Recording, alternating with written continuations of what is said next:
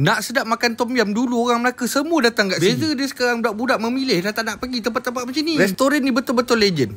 Kalau nak kata pasal tom yum, kedai ni dulu dia yang paling terbaik yang ada kat Melaka. So macam depan aku sekarang ni set family. Set lengkap dengan tom yum poktek, ada siakap 3 rasa, ayam goreng bijan dengan juga udang buttermilk. Tak lupa telur bungkus dengan juga kailan. Time nak try siakap goreng gajus. Mangga ada, gajus banyak.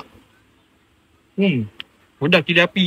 Yang tu pula menu-menu baru dia. Boleh juga add on dengan set-set family yang kita ambil tadi. Manalah tahu tak cukup kan. Tapi menu-menu baru dia menarik dengan siakap goreng gajus, Maggi tom yum seafood, daging harimau menangis, siakap garlic, kerabu Maggi seafood, kerabu suud. Yang ni rare. Yang ayam ni pun sedap, lupa pula nama. Tapi paling best ni siakap kensong. Kalau nak snack yang ringan-ringan, pencuci mulut lepas-lepas makan tu ada macam-macam juga pilihan. Pulut mangga, sangkaya, buah-buah potong, aiskrim, semua ada. Nak buat majlis kahwin kat sini pun boleh. Kat sini ada wedding hall. Tempat memang cantik. Nama dia Restoran Klasik Terapung, Sungai Putat, Melaka.